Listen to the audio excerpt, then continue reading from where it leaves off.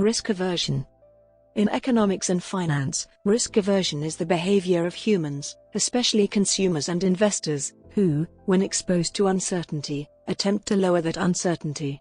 It is the hesitation of a person to agree to a situation with an unknown payoff rather than another situation with a more predictable payoff but possibly lower expected payoff. For example, a risk-averse investor might choose to put their money into a bank account with a low but guaranteed interest rate, rather than into a stock that may have high expected returns, but also involves a chance of losing value. Example: a person is given the choice between two scenarios, one with a guaranteed payoff and one without. In the guaranteed scenario, the person receives $50. In the uncertain scenario, a coin is flipped to decide whether the person receives $100 or nothing. The expected payoff for both scenarios is $50, meaning that an individual who was insensitive to risk would not care whether they took the guaranteed payment or the gamble. However, individuals may have different risk attitudes. A person is said to be the average payoff of the gamble, known as its expected value, is $50. The smallest dollar amount that the individual would accept instead of the bet is called the certainty equivalent, and the difference between the expected value and the certainty equivalent is called the risk premium. For risk-averse individuals, it is positive, for risk-neutral persons it is zero, and for risk-loving individuals their risk premium is negative. Utility of money. In expected utility theory, an agent has a utility function UC where C represents the value that he might receive in money or goods. In the above example, C could be $0 or $40 or $100. The utility function UC is defined only up to positive affine transformation. In other words, a constant could be added to the value of UC for all C, and or UC could be multiplied by a positive constant factor, without affecting the conclusions. An agent possesses risk aversion if and only if the utility function is concave. For instance, U0 could be 0, U100 might be 10, U40 might be 5, and for comparison U50 might be 6. The expected utility of the above bet, with a 50% chance of receiving 100 and a 50% chance of receiving 0, is.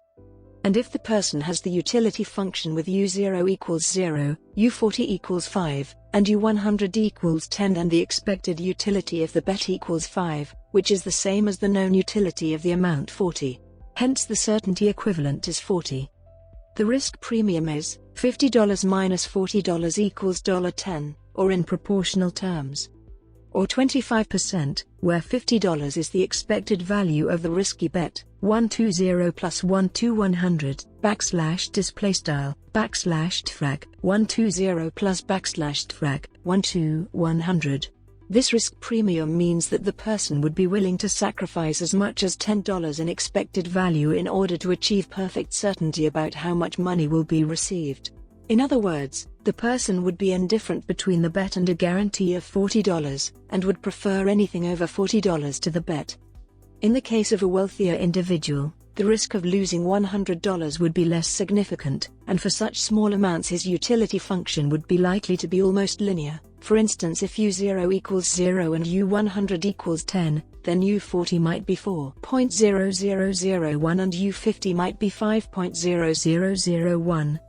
The utility function for perceived gains has two key properties, an upward slope, and concavity. The upward slope implies that the person feels that more is better, a larger amount received yields greater utility, and for risky bets the person would prefer a bet which is first-order stochastically dominant over an alternative bet, that is, if the probability mass of the second bet is pushed to the right to form the first bet, then the first bet is preferred. 2. The concavity of the utility function implies that the person is risk-averse. A sure amount would always be preferred over a risky bet having the same expected value. Moreover, for risky bets the person would prefer a bet which is a mean-preserving contraction of an alternative bet. That is, if some of the probability mass of the first bet is spread out without altering the mean to form the second bet, then the first bet is preferred. Measures of risk aversion under expected utility theory. There are multiple measures of the risk aversion expressed by a given utility function. Several functional forms often used for utility functions are expressed in terms of these measures. Absolute risk aversion. The higher the curvature of U, C, \display style UC, the higher the risk aversion.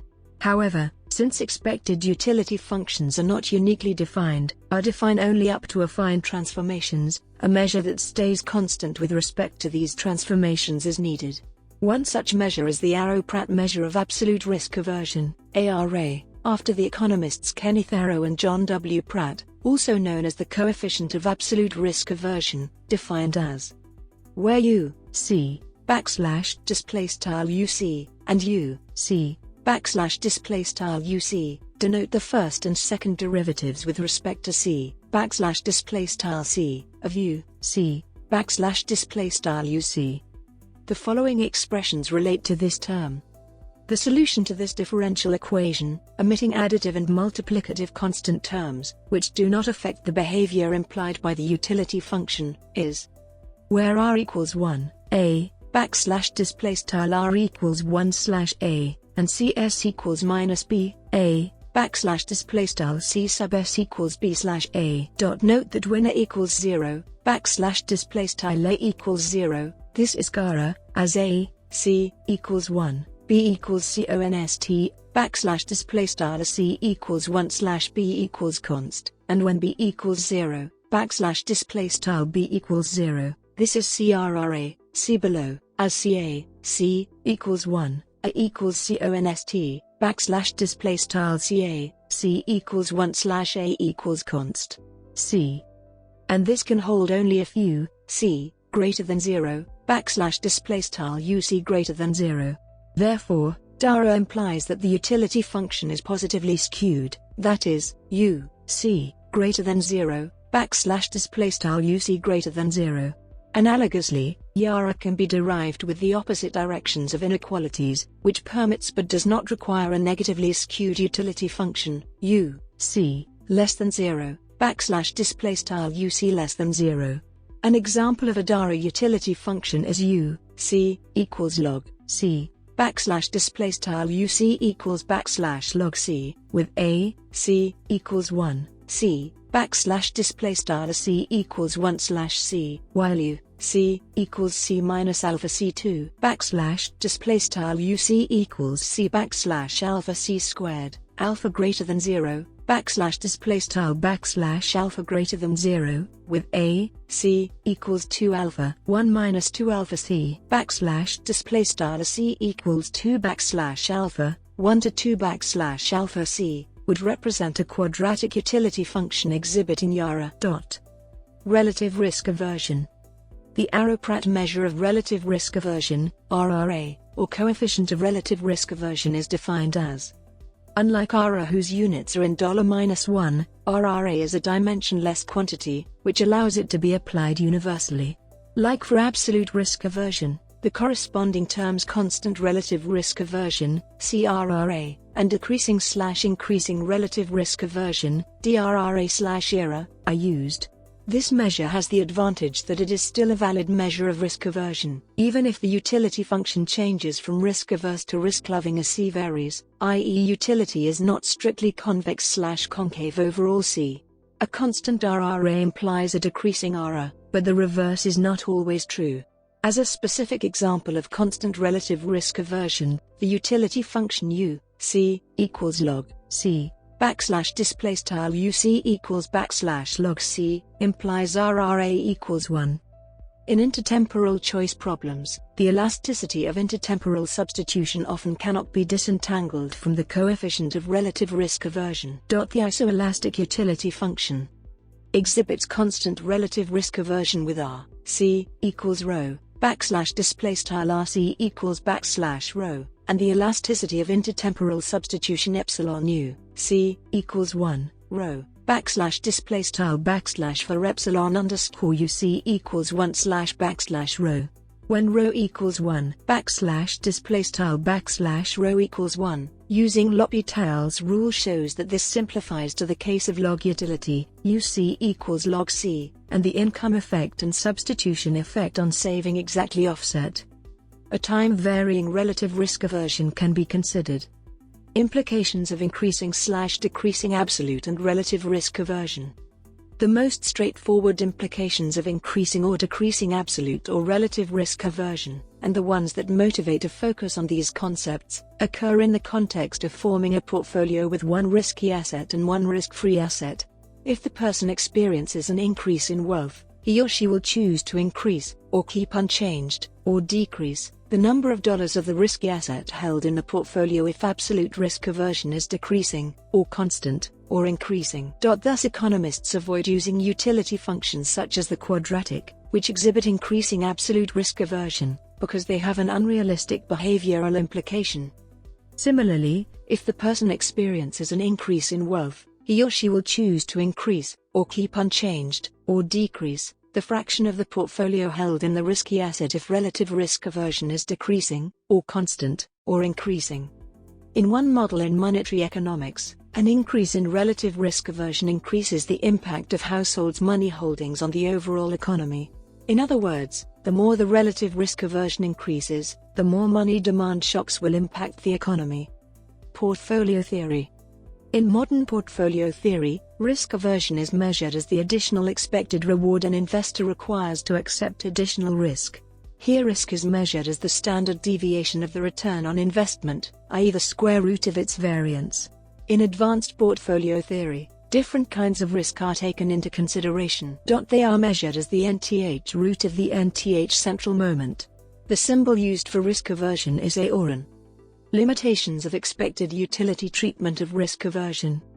The notion of using expected utility theory's approach to risk aversion to analyze small-stakes decisions has come under criticism from behavioral economics. Matthew Rabin has showed that a risk-averse, expected utility maximizing individual who, from any initial wealth level turns down gambles where she loses $100 or gains $110, each with 50% probability will turn down 50 to 50 bets of losing $1,000 or gaining any sum of money. Rabin criticizes this implication of expected utility theory on grounds of implausibility. Individuals who are risk-averse for small gambles due to diminishing marginal utility would exhibit extreme forms of risk aversion in risky decisions under larger stakes. One solution to the problem observed by Rabin is that proposed by prospect theory and cumulative prospect theory, where outcomes are considered relative to a reference point, usually the status quo, rather than to consider only the final wealth. Another limitation is the reflection effect, which demonstrates the reversing of risk aversion. This effect was first presented by Kahneman and Tversky as a part of the prospect theory, in the behavioral economics domain.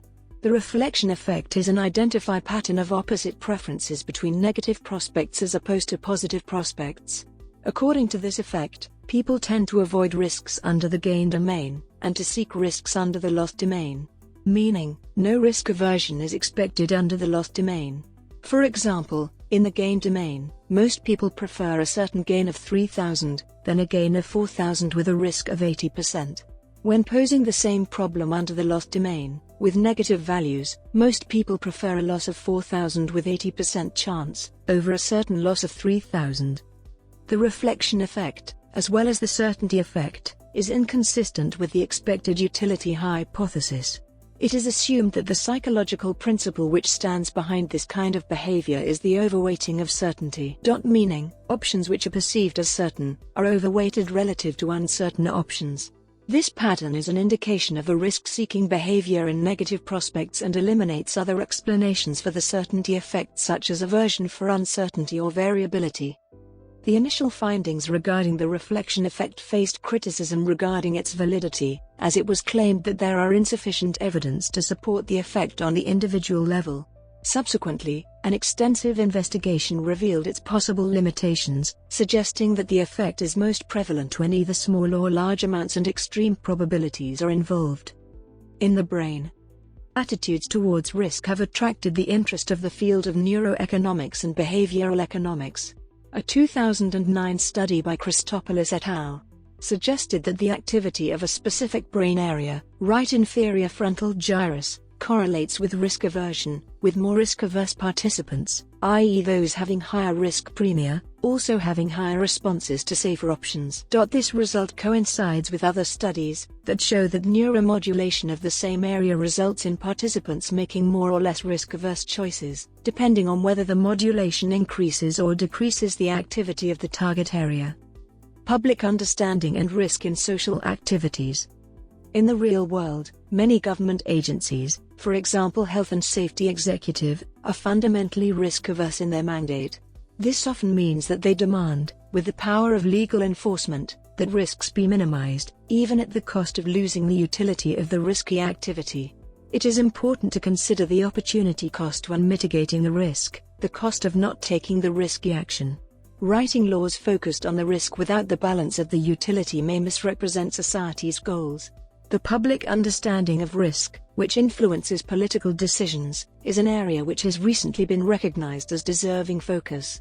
In 2007, Cambridge University initiated the Winton Professorship of the Public Understanding of Risk, a role described as outreach rather than traditional academic research by the holder, David Spiegelhalter. Children's services such as schools and playgrounds have become the focus of much risk-averse planning, meaning that children are often prevented from benefiting from activities that they would otherwise have had. Many playgrounds have been fitted with impact-absorbing matting surfaces. However, these are only designed to save children from death in the case of direct falls on their heads and do not achieve their main goals. They are expensive, meaning that less resources are available to benefit users in other ways, such as building a playground closer to the child's home, reducing the risk of a road traffic accident on the way to it, and, some argue, children may attempt more dangerous acts, with confidence in the artificial surface. Sheila Sage, an early years school advisor, observes children who are only ever kept in very safe places are not the ones who are able to solve problems for themselves. Children need to have a certain amount of risk-taking, so they'll know how to get out of situations. Mobile phones. Mobile phones may carry some small health risk. While most people would accept that unproven risk to gain the benefit of improved communication, others remain so risk-averse that they do not. The Cosmos cohort study continues to study the actual risks of mobile phones. Game shows and investments. One experimental study with student subject playing the game of the TV show Deal or No Deal finds that people are more risk-averse in the limelight than in the anonymity of a typical behavioral laboratory. In the laboratory treatments, subjects made decisions in a standard, computerized laboratory setting as typically employed in behavioral experiments. In the limelight treatments, subjects made their choices in a simulated game show environment, which included a live audience, a game show host, and video cameras. In line with this, studies on investor behavior find that investors trade more and more speculatively after switching from phone-based to online trading, and that investors tend to keep their core investments with traditional brokers and use a small fraction of their wealth to speculate online.